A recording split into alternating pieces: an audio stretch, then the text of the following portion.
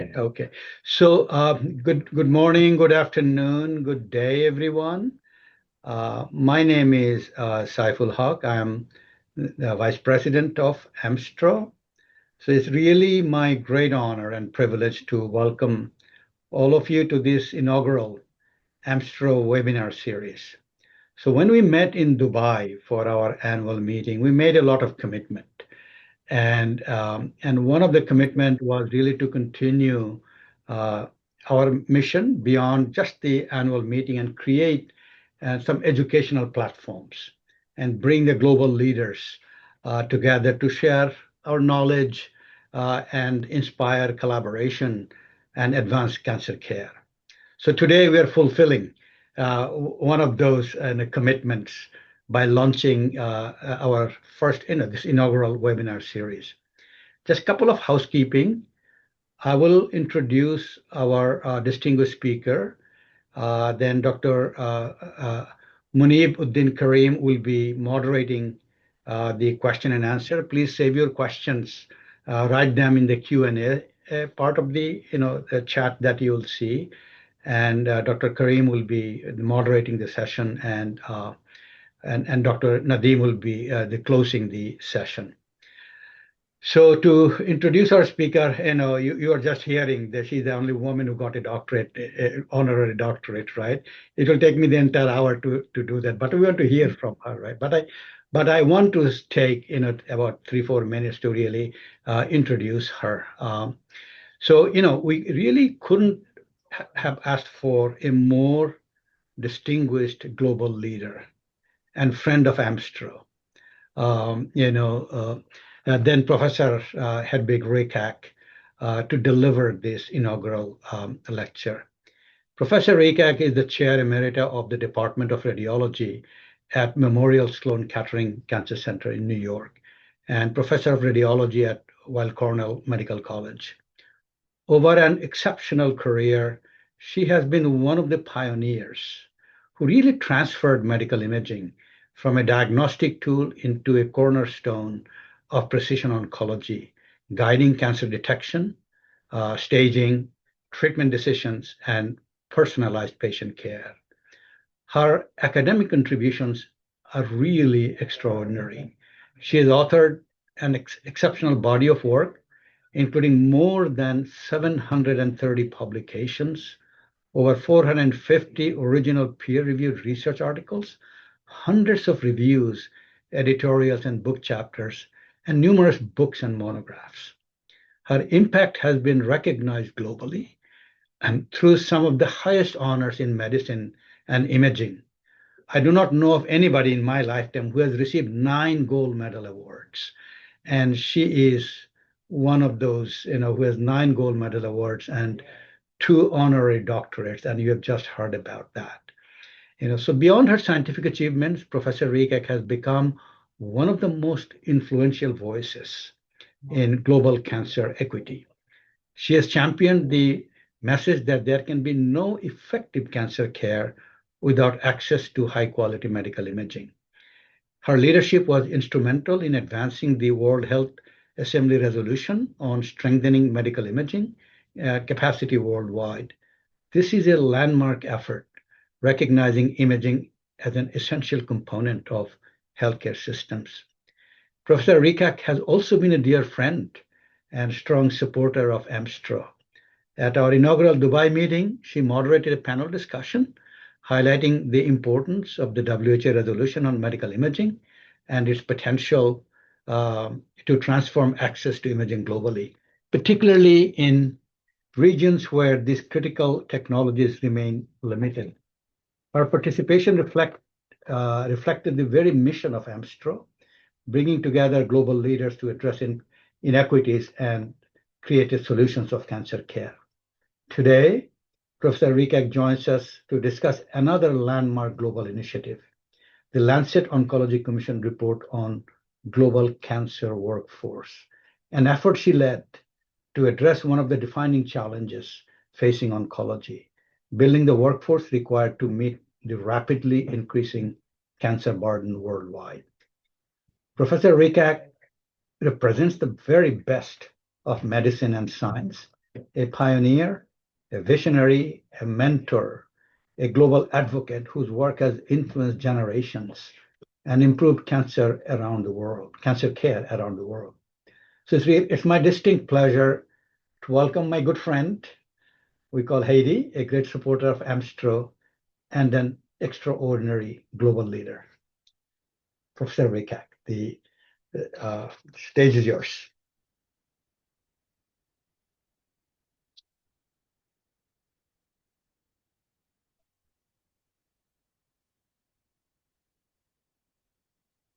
Don't hear you, Hedi, you are muted. You are muted, Hedi, yeah. Nadine, Okay. okay. No, my apologies, Saiful. Thank you. The host didn't allow me to unmute. I don't blame them, but that was the little glitch. It is really a pleasure to be here. Saiful, thank you very much for this super kind introduction. I like just to say I love what I do, and I hope that you find my lecture okay, you see, I told you we should have, okay, perfect. I think you can see it. Yes. It's really a pleasure to share with you our recent work in oncology, workforce investing, looking at the strategies based on evidence, and very important understanding that our crisis, that it's always country-specific needs. And while we present global data, the data global, we also try to emphasize each and every of us has different needs. And now I cannot suddenly advance.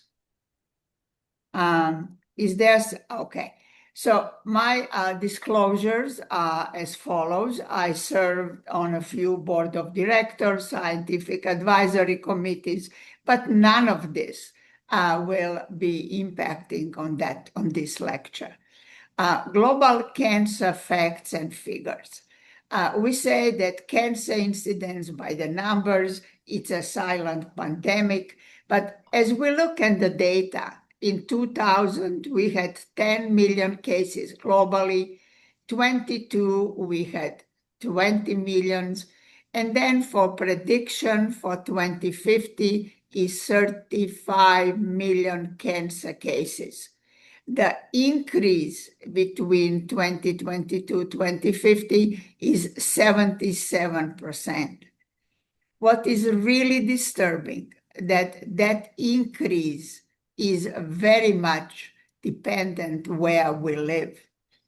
That by 2050, cancer incidence and mortality projected to nearly triple for the low resource countries, with 142% increase in incidence and 146% increase in mortality. When you compare that to the high-income countries, then you see that it's totally uneven. It's a staggering difference. The increase in incidence in the high middle-income country, cancer is increasing 42% compared to 142% in the low resource country. Very similar with mortality, almost 3 times higher in the low resource countries. And so when we look at that, is cancer facts and figures really a silent pandemic? Or is that a pandemic in a plain sight that sometimes we ignore? Survival rates, even today in 2025, and those are recently published data from Lancet Oncology in May 2026. I don't have to tell you, picture tells 1,000 words. The colors, the differences are just staggering. From average or 60% and above in the United States, Western Europe, Australia. In Japan, they are doing very well as South Korea. To the region, especially region that AMSTRO society includes, it's really unacceptable. There, everything is in orange, meaning it's less than 30%, and many, like Afghanistan, countries in southern part of Africa, are basically at 5 and 10%. The differences, global differences in survival, are worrisome, staggering, and can we really continue to show maps like this one and just make it a statistics? We look at some of the most common cancers, such as breast cancer, that continues to be a #1 cancer, not only globally, but in Africa as well, as I'll show you. The survival in the United States is now 98%. The survival has tremendously improved for the all high-income countries. But what's happening in Africa and the AMSTRO region, it's really not right. There are areas, there are countries and countries in Africa that are estimated 5-year net cancer survival from breast cancer is 5 to 8%. And then there are countries, large countries such as India, where it's totally unacceptable. The breast cancer survival is still under 40%. Prostate cancer, I said that sometimes we really neglect to put emphasis on prostate cancer, and I'll show you the data. Prostate cancer in Africa and AMSTRO region is rising at a rate that we need to pay attention to. Similar, very similar survival rates with 95% 5-year net survival for United States, big part of Europe, and too heterogeneous. Interesting that Algeria and Libya are doing relatively better than the rest of Africa or AMSTRO countries. So what's the incidence? How can we more granular looking at the problem? One of that is stage at the time of diagnosis. In Africa and Asia, the main stage is stage 2 and 3. You may be surprised that it's not stage 4, but stage 4 in Africa, by the time it's diagnosed, they just die very, very early. It's very different with Europe, North America, and Oceania, where stage at the time of diagnosis is stage 1 and 2, when you know it is treatable. Latin America lags behind a little bit, with the main stage, cancer stage at the diagnosis is stage 2, but it's still treatable. What happens if we look at the stage-specific survival? Even when we have stage 1 disease, there's a very little chance for survival in Africa, a little better in Asia, but certainly far away from the high-resource country. In purple is North America. Oceania, Australia and Oceania is actually doing extremely well. Europe is right there. Latin America is lower, but what's happening in Africa, we have to pay attention, and we have to improve cancer care in Asia. Stage 2 disease, very similar story. Again, the high resource countries, relatively excellent survival, and that's certainly not the case. It's like 0. Stage 3, not surprising, survival is lower for all continents and all countries, and no matter how low it is, Africa is always below far below the average.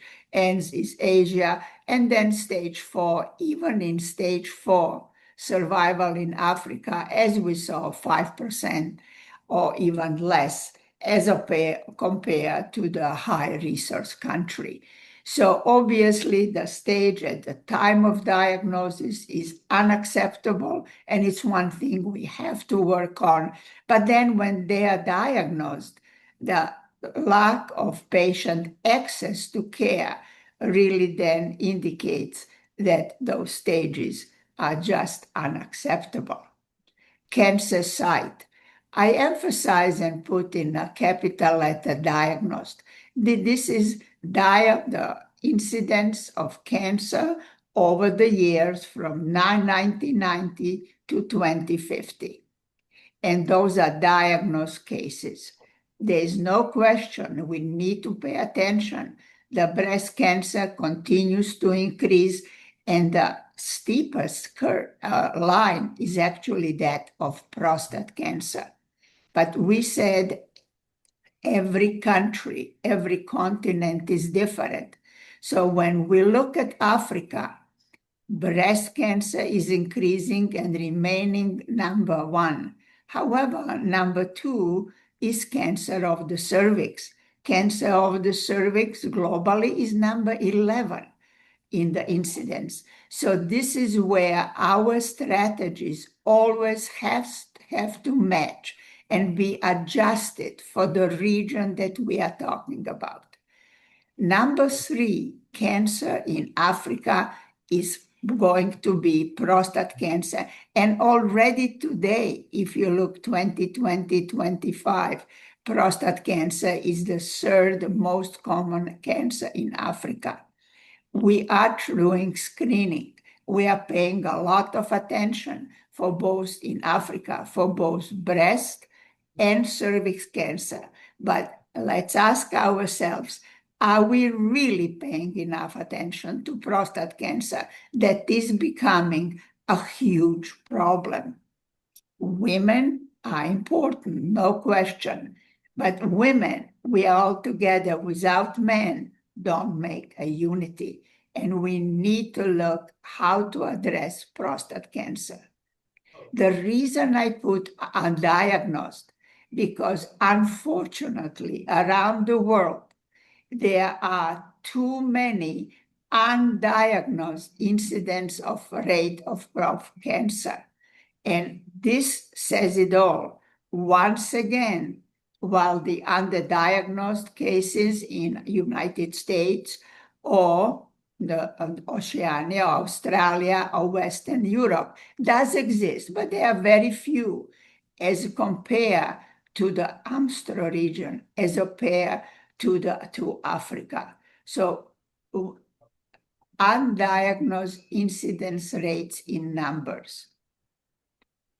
This is probably one of the most impactful, they are one of the most impactful data from our Lancet Commission. The global average of undiagnosed cancer cases is 31.5. It tremendously varies. In Western Europe, which is actually the best, not today, in cancer care, it's only 0.9%. United States, we presented this data at ASCO in last June, and it didn't go over very well. United States, underdiagnosed incidence rates is 2%. Oceania, 9.3%. Latin America, 19%. And now we're coming to Asia, almost 37%. And Western Africa, 67% of patients that die with cancer have never been diagnosed or are diagnosed at such a late stage that really nothing can be done and diagnosis is not recorded. So cancer, our planet. Let's look at AMSTRO mission. Let's collaborate, innovate, empower equity and excellence in cancer care, and most of all, let's work together to make that happen.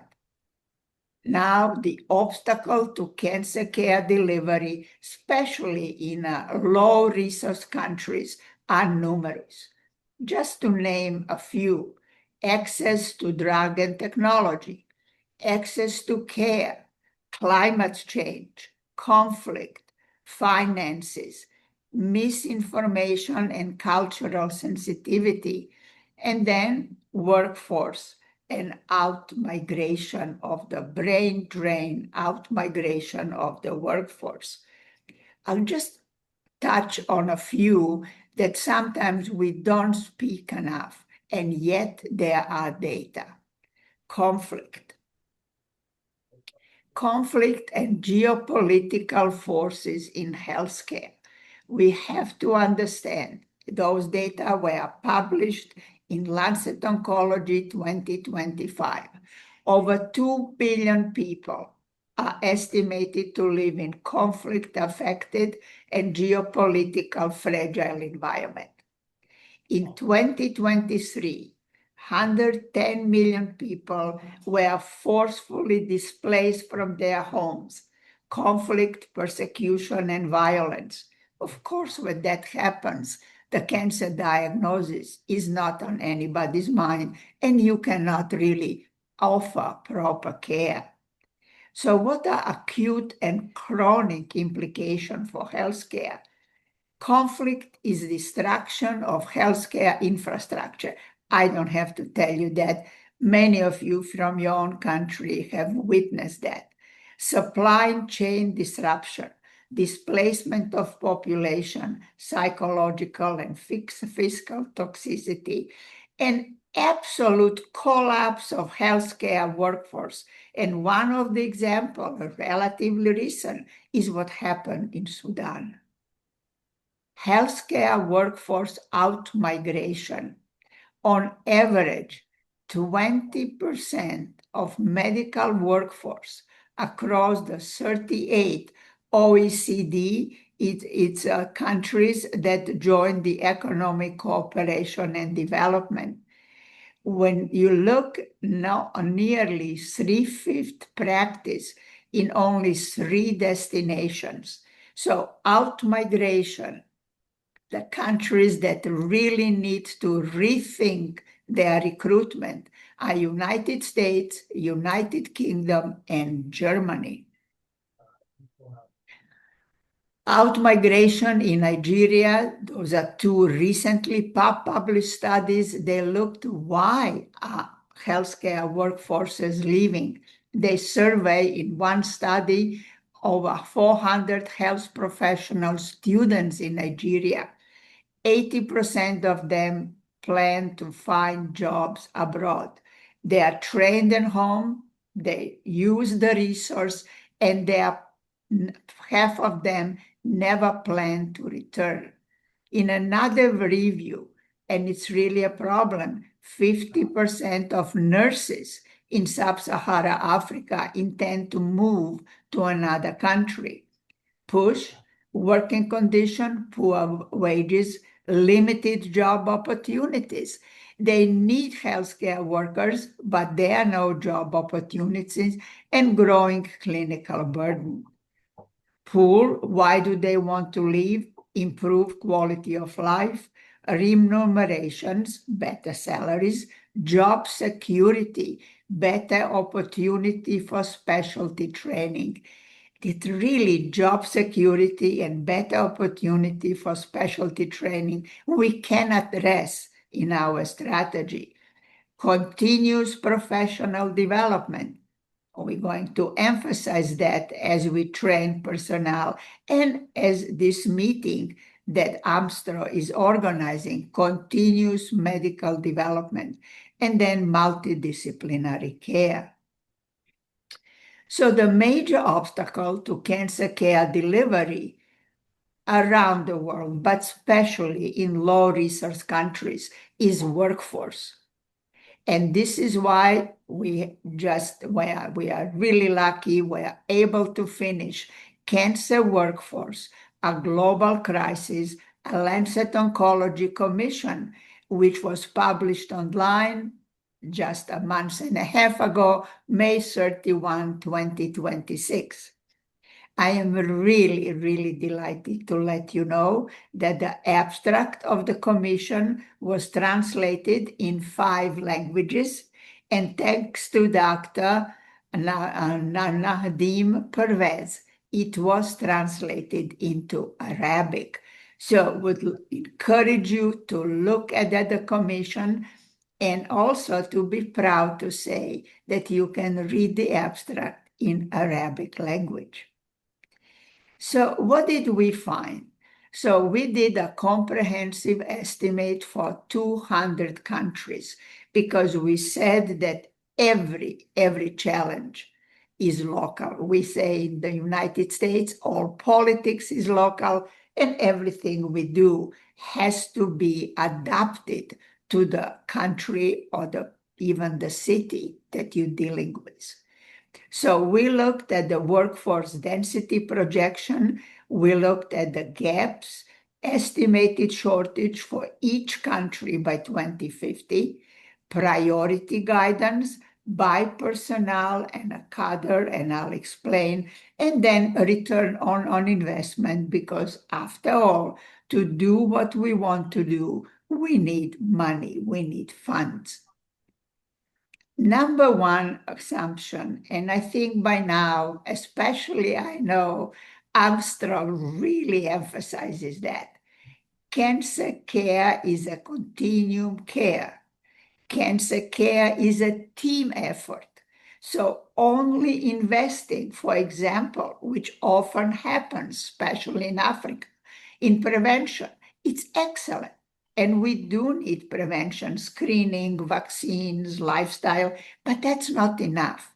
We have to invest in diagnosis, which the diagnostics play a huge part, in treatment, follow-up, and then in follow-up again, never discontinue investing in treatment, surveillance, and palliative care. So oncology workforce that we looked at, that needs to be a team effort. We looked at 18 personnel types included in the model and surveyed which personnel types we selected.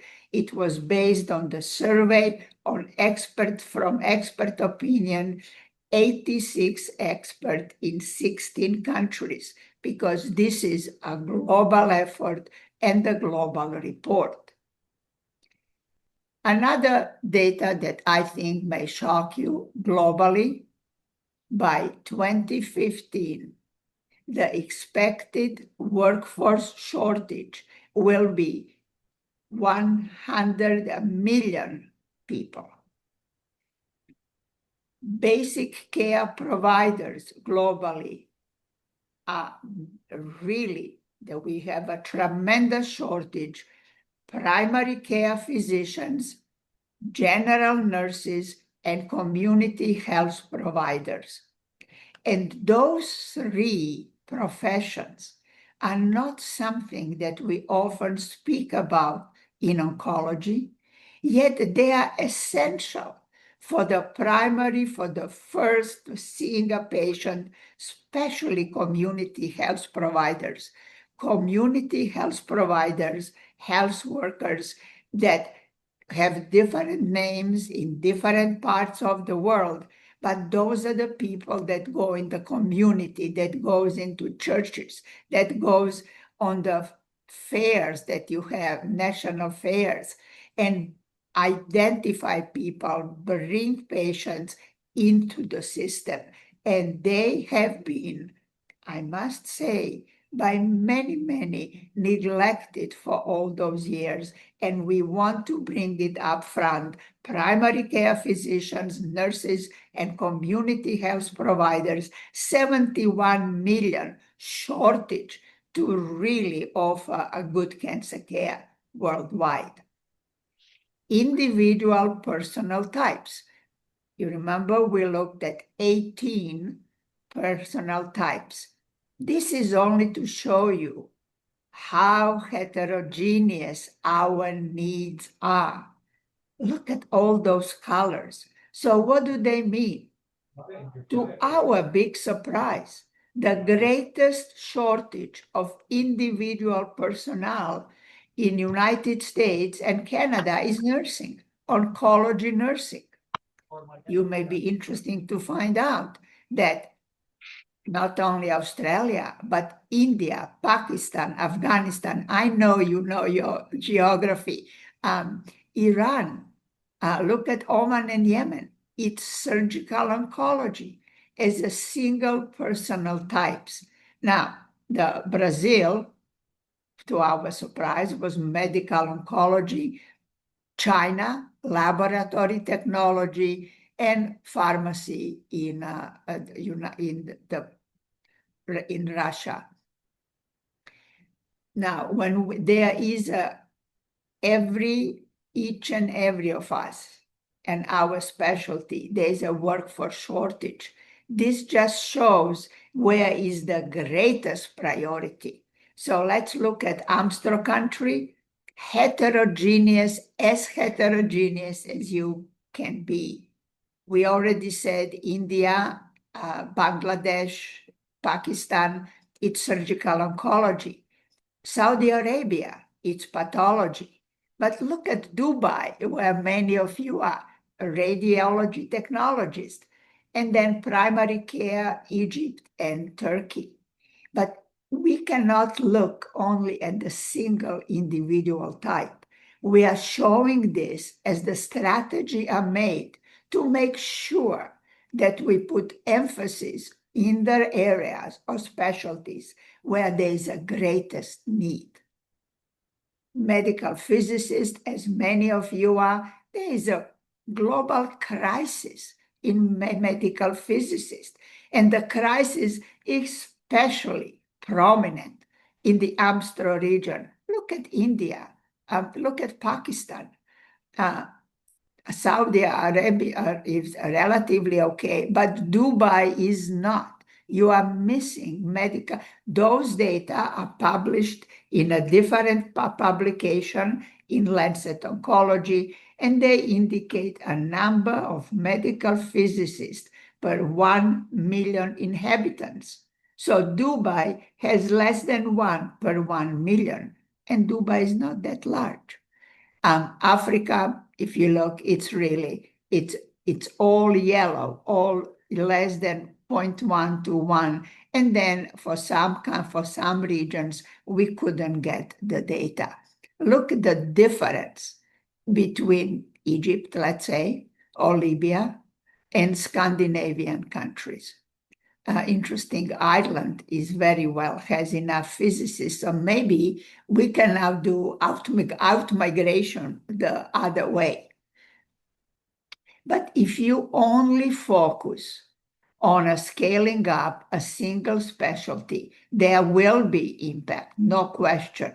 There will be impact, but the impact is much greater as we invest in teams, much greater gains.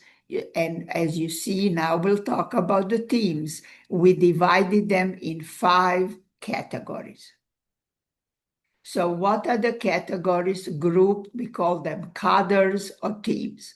Primary and generalist care, which we already showed, that's the greatest gap.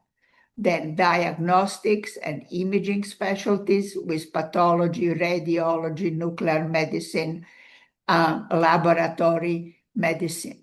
Medical treatment specialties, radiation treatment, and surgical and perioperative. So how does the world look when we look at teams and cadres? What would give the greatest global cancer mortality reduction?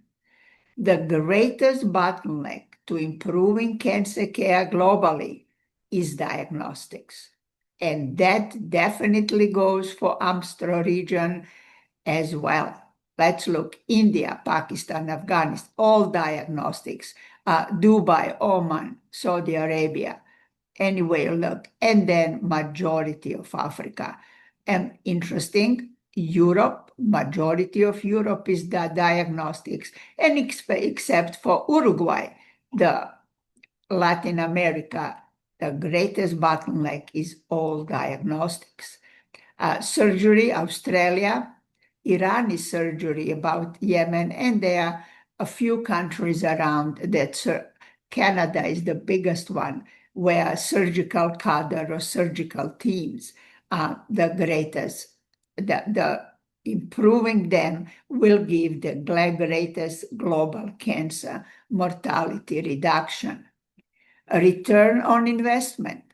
Always in the United States, we say money speaks, but it does as you try to make your strategies and show to the policy makers. So return on investment for every dollar invested. It's not surprising that diagnostics give the highest return on investment. They were the greatest bottleneck that we had for improving cancer care. I know many of you are interested in radiation. Of course, there is a return on investment. The greatest return on investment, it's actually in Oceania. But there's every country every continent has a different return on investment, and that depends on the shortage of the workforce they had, and also saving lives, of course, but it also depends economically on the charges that they have. So for comprehensive workforce scale-up, if we do properly, as the Lancet Commission proposed in its 7 action plan, projection is that we can avert 170 million cancer deaths. So means between 2030 and 2050, 40% of cancer deaths globally can be averted if we do comprehensive, which means looking at the teams, comprehensive workforce scale-up. The economic benefits are tremendous. Net estimate of economic benefits is huge. And if we want to put that in projected return for every dollar invested globally, the return is $4. This single slide speaks as we talk to policymakers, investment banks, and other foundations that want to invest and need to invest in Africa and Asia, in countries in need. So what's a 7-point plan?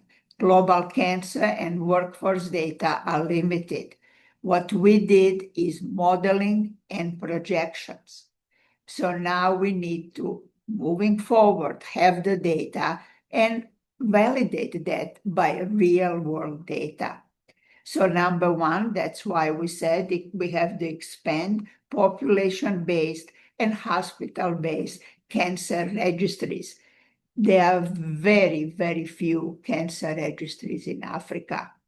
We have to track workforce through registries, healthcare, labor force analysis, and for each country and each region of the world. Nigeria is a big, big state. Regions in Nigeria are different, for example, so we need to track for every region.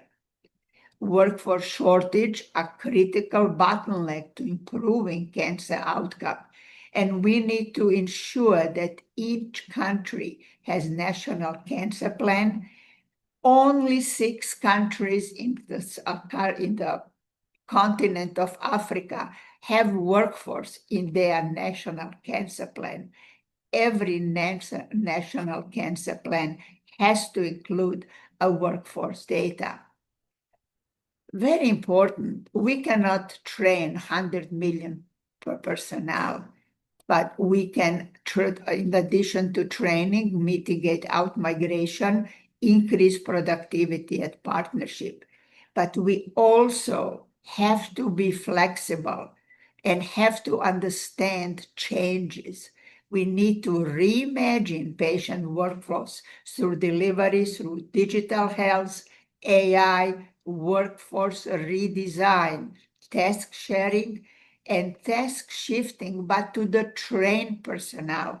Task sharing or task shifting got bad names because people we were shifting the job to were not trained. We have to foster global multinational partnership to improve access to international clinical trials and research training programs. Clinical trials in Africa, the more global and diverse the clinical trials are, the more we will all gain. We have to develop a sustainable finance strategies, not a pilot project. I don't like the term. People always say that pilot projects go to Africa to die. Don't. We cannot afford that anymore. Have a finances, and then when it's over, everything that was built goes away. We have to have sustainable finance strategy domestically and globally. It has to be a partnership. It cannot be one-way street. We have to support long-term human capital development. We have to embed equity and shared global responsibility.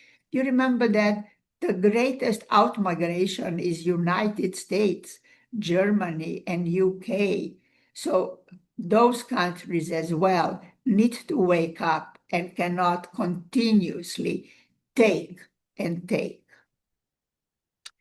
This earlier today, WHO released a global status report on cancer 2026. It's called The Future We Choose Together.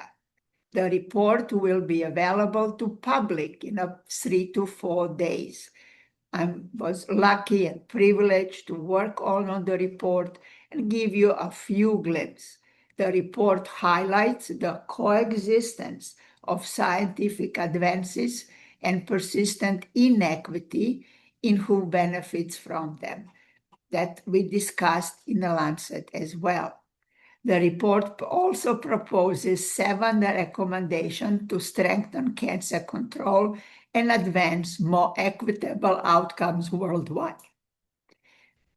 People, and workforce are number one thing emphasized in the report. And then it beautifully outlines the essentials of integrated, people-centered approach, universal health coverage, robust monitoring, and meaningful engagement of affected communities. Looking at the WHO new cancer status report and our own study, looking at global oncology workforce crisis, what are take-home messages that we would like to offer, and very much looking forward to your questions. Now we have the data.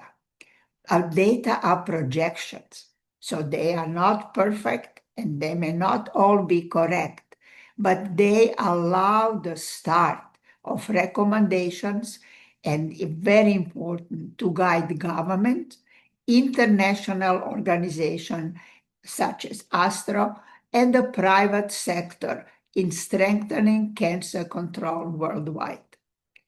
Each country, each region has different needs that demand integrated, people-centered care and the meaningful engagement of the very community whose cancer crisis harms the most. We cannot tell people what to do. That community, needs to help us understand what they need. We need workforce data collection and continuous monitoring system. We need courage to say when something goes right and something is a failure, and immediately change and do better. And there's no question we need universal health coverage, borrowing from the military.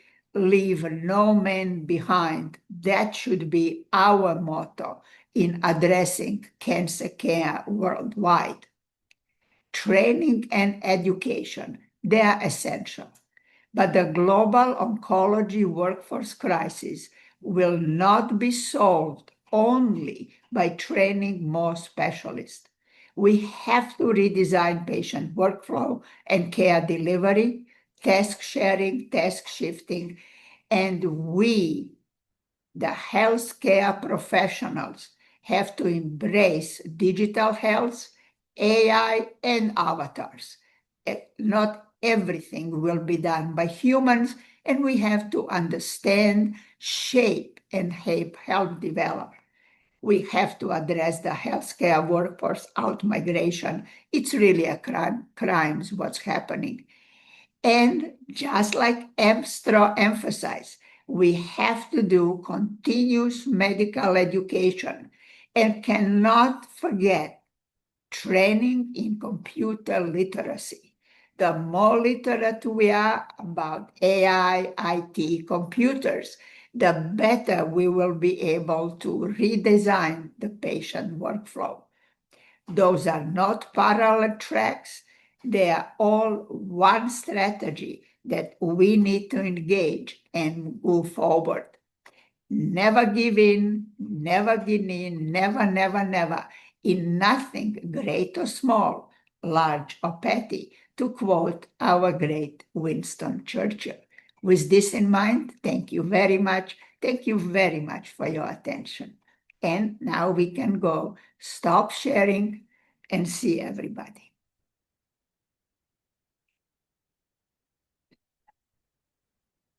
Okay.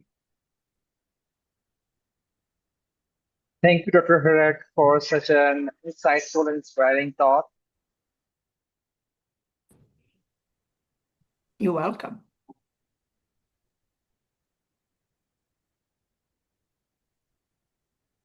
Let's see.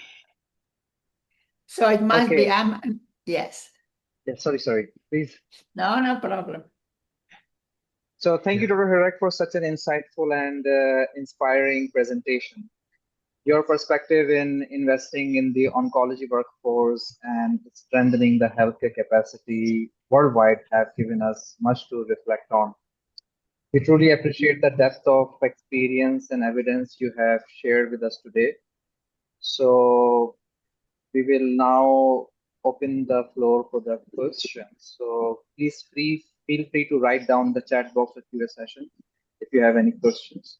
So I will just go and read out the questions for you one by one. Okay.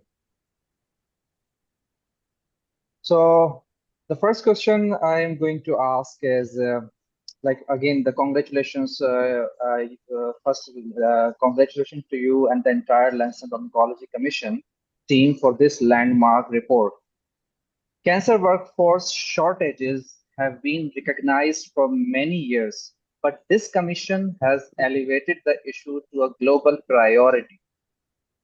The question is, in your view, why is the cancer workforce crisis one of the most urgent challenges facing global cancer care today? And why was this the right time for the Lancet Oncology Commission to address it? So thank you for in the last few years, I would say probably Saiful knows that as well. Well, more than five years. We are talking about cancer workforce shortages. There are a number of papers. I wrote some of them for JAMA, but I call them whining. We were just whining that we are overworked, that we have too much work, too many patients, but we didn't have the data. The data were very sporadic. There were some data, but we never had a comprehensive data. And whoever was most vocal was publishing the most. So that's why I said we were all surprised that in the United States, the greatest workforce shortage are oncology nurses and not physicians. yet physicians were very vocal. I am a physician, so it's okay. But we were whining and crying. But when you look at the data, it's oncology nurses. So data are extremely important. Data are important if you want to make the change. If you want to speak to government, policymakers, WHO for the resolution and their new initiatives, you need to show the data.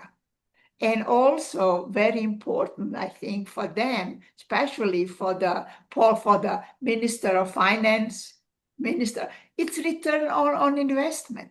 If you do this is going to be return on investment. And we did both in lives saved, as well as really pure return on investment in dollars. So I believe in data. I always believed in data. You cannot, some people just like to listen and act. I act based on data. And I think many people in positions that they can make a difference will act on data much more than on whining. Thank you. So the next We should ask question. Dr. Hogg, what do you think? Data versus just crying I was at your just door right. in your office. I was just writing a question in the Q&A session, and I absolutely agree with you. What I was thinking is this is an opportunity for, this is an AMSTRO, launch webinar series for Yes. the AMSTRO countries to work together to start to gather data. And I was going to ask you that, on a practical level, you've said that these are all models. If, say, for Yes. example, UAE or Pakistan or Bangladesh, any of the Yeah. countries want to say, Dr. Hricak, we want to work and gather some data. What do I do? How will you advise us to take that next step? What are the practical steps? Well, the practice, first of all, as you know, you always need a team. And the team that's going, it has two things. You need people, you need team. And I think professional organizations, I think, have the responsibility, obligation to get involved, engage, and do. And not just complain, government is not doing this and government is not doing that, which many of that is true. But what I found, Saiful, working with WHO and the resolution, that they are not bad people and good people. They are uninformed people. So you need to take patients, educate, show why, and that's where data are important. But professional organization should really be that igniting part, should be one that go to their policymakers, to the Ministry of Health, put workforce in the National Cancer Plan, start collecting data, but also help them to collect data. Collect data are not only collection, they are curation. So they need the data, otherwise, what goes in comes out. So curated data, so what medical physicist is and how should the data be done, what diagnostic radiology is. So organizations such as AMSTRO can organize and have a tremendous impact, but start collecting data and then have the courage when the data are right to say, great, we can act. When the data are questionable, speak up. Yeah, thank you for that guidance. And we have AMSTRO leadership here. I'm bringing to the attention of the AMSTRO leadership here that this is an opportunity really for us to start to gather some data and validate the models. And that will also help in many ways as we look ahead in addressing some of the challenges that, the Hedi just, brought to our attention. Yeah, Right. absolutely. And we just need to say, maybe Saiful, I wasn't clear, that the modeling and the data were done by the Harvard School of Public Health Division of Health Strategy and Modeling. So it's really, and they themselves agree that we validated the data. That's the methodology. You have to validate. So the first analysis of modeling, what was done on 1990 to 2020, where we had the data just to validate our model. And then after that, we went 2030, 2050. So There are the many, data are solid. there are many young professionals listening here. This can make many careers. So I'll encourage many of you, let's work together, reach out to the AMSTRO leadership, and we can work together to make things happen. Thank you. May I jump in? This is the brilliant forum. This is Nadeem Pervez here. As you know, the Professor Hricak is touching up very important point, all those relevant to our region. And Prof. Saiful mentioned that how many people who are here, they're all a part of this AMSTRO region. And the attendees are not just in their own areas. And actually, we can make a difference because we have to collect the data and we come up for our region something. And therefore, it's very important point which we're discussing. I know there are other questions are waiting for us, but however, I want to bring this point for all the attendees, the participants here. We need to think about and work together for this. There are work going on, but we need to organize and work for it. Thank you. And Nadeem, I think they're really organized. It has to be an organized effort. And having AMSTRO as a backup is very important because it gives you legitimacy that we need to do that. Agree. Young society, and we are all up for it. So the next question in the QA box is, in many Asian lower middle income countries, philanthropy has helped establish advanced oncology infrastructure. However, despite better technology, many patients still present with late stage disease.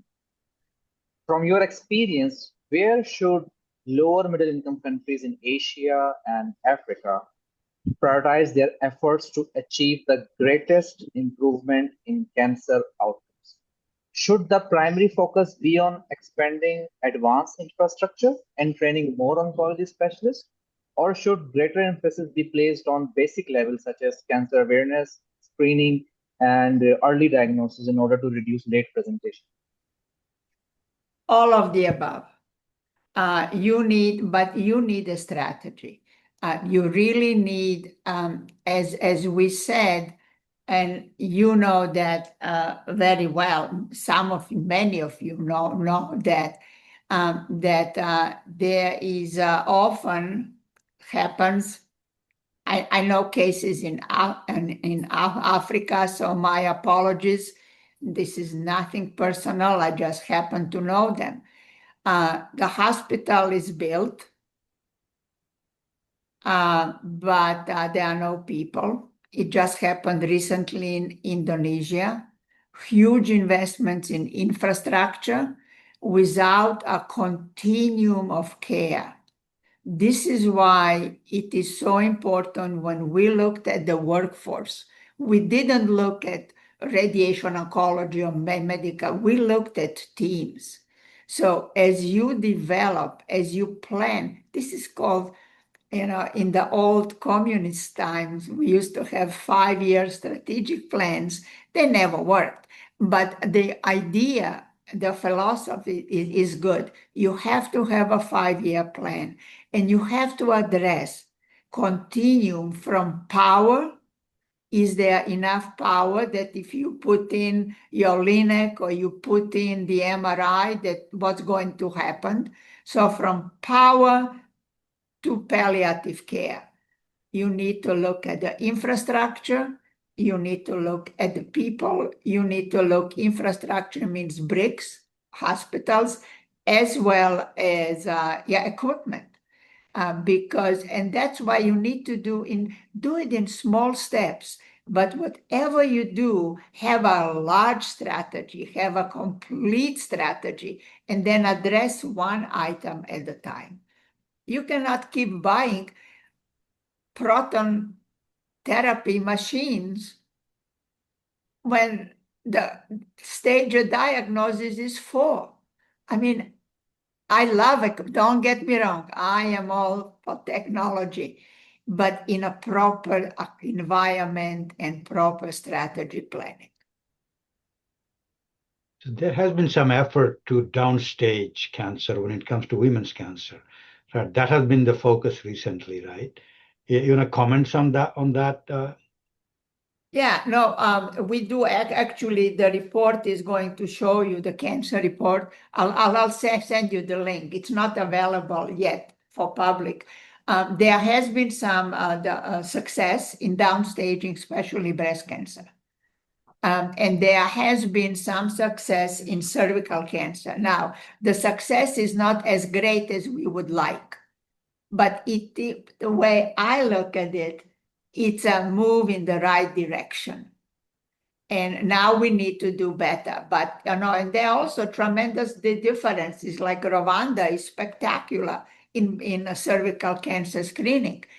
Some other countries in Africa, it's actually are not. So we need to really make it that everyone is engaged. But there have been, as you know, and Nadim knows, I deeply care for prostate cancer. We are neglecting prostate cancer. Now, there is no perfect screening yet, but there are blood tests coming up. So let's keep our eyes open. And when something really works and it's not just commercial hype, let's make sure we bring it to Africa, because prostate cancer in Africa affects younger age and it's more aggressive. So it's even worse than it is in the Western part of the world. I mean, for the outcome of a man. And also we have to address cultural problems. Cancer in many parts of the world is still a stigma, and especially for a man, it's a stigma. So let's work together to we were joking, give it a different name. But we have to bring awareness for prostate cancer, and we cannot have it a stigma, and have to be on the lookout, because I know culturally endorectal probes and all this is not accepted. It's just difficult to accept. Fine. So we'll find other ways. Yeah. I think we are past time, Muni. The time is up. Yeah. Muni. Yes, so there are still questions left, but I can read some comments for you. That thanks a lot, very informative data, and comparison, nothing left behind, and brilliant presentation. Thank you very much. So grateful to you, madam. Learned many pertinent points today. And so at the end, I would like Dr. Nadeem Pervez, General Secretary of the AMSTRO, to conclude for concluding remarks. Thank you very much, Dr. Munib, and thank you very much, Dr. Hricak. You're very close to our heart. You know that we love your work, the way you work, and your impact on global oncology everywhere, especially in our region. Your work for AMSTRO, for Global Health Catalyst, is all doing impact. And today we learned something, all new people, newbies in this area like myself, that we cannot just talk about and cry. We just need to collect the data. We need to be organized. We have a platform now, and the platform is AMSTRO. So we need to use that platform. And there are many participants here. I was going through the names who are really leaders who can come along together. We can come along together and we can do what you're saying. I really was touched by your work, because the work you did is what we need from our region. And then how you presented it, and then your points of action. that we need to do something. It's not just to talk, just not to publish, to do something about it. So really, I'm deeply touched and I'm learning as well. So this is an important point we will note and we will move forward for that. We also, I thank all the participants because sparing this time, this is their passion as well. Sparing time, come and listen to you when they are at their home, some of them different time for different people. So that passion, we need to collect together. I would request that not being just participant for the webinar, but I would say that participant in the work which is being presented today. So we are working. There are things suggested here. We are working. There are many questions for you and there are many commendations for you, which Munif cannot go along with the time. But I just want to say that you really touched the right thing, the right moment. We have many things to do. One of this work as well, there are people in this audience who publish some surveys. And there are multiple surveys in multiple areas. They are actually present and listening. And I see their commendation that, what you presenting is a really good thing. But we need to organize. We learn that. So AMSTRO, actually, there are many goals we have. And we have dreams, or we have our passions to make many changes. We're small, we are new, we're young, we have limitations. But with those limitations, we do our impact at our level, whatever. And your guidance is needed for us. We would not only thank you for this webinar, but we want to request you from now on that please keep guiding us, participate in our events. We're looking forward to have you. I look forward to meet you more. And with this, I have to also announce, so, there are many things I want to say, but I would not keep everyone busy in here. But we have also, this is the AMSTRO webinar series we just started. There are other webinars coming up after that. I thank Prof. Saiful, his effort. He did really good effort to come to this point. We have another webinar will be coming on 23rd of September, same time, the current time, and also same day. The only thing date is different, 23rd of September. That time we will talk about the clinical and technical aspect of ultra-hypofractionation for prostate cancer, which you and me both like this area. And there are some audiences as well. So ultra-hypofractionation is also very important for our area, our region. This will have an impact for us. So that will be that Professor Luca in Crocky, and my apologies if I'm not good in pronunciation. The physicist with him, his team member, Martin Dirks, and then dosimetrics, two of dosimetrists with them. So this will be a really multi-disciplinary team who are going to talk there. So a radiation oncologist, medical physics, and a radiation therapist. So we'll come together, we'll talk about that on 23rd of September, so stay tuned. But I would like everyone to join as a member if you are not a member of AMSTRO and participate in this. And I would stop in here, and I would say, Prof. Saiful, if you want to say anything, or Dr. Nadeem Basi, they are here, they are our mentors. So if any last word, I don't want to keep myself as last.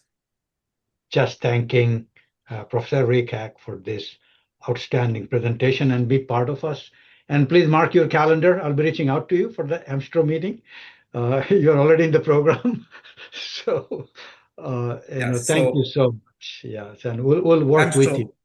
Yeah. So AMSTRO annual meeting will be January 22nd to 24th. We're going to announce soon. We haven't officially announced yet, but we will be announcing it soon. Thank you so much. Thank you. Thank you. Moni, back to you. Okay, so we will conclude. Sorry for not answering every question, but we'll keep those questions in our mind. And thank you once again to all the participants joining today, and see you in the next webinar. Thank you very much. Thank you all. Thank you. Bye-bye. Bye. Bye. Bye.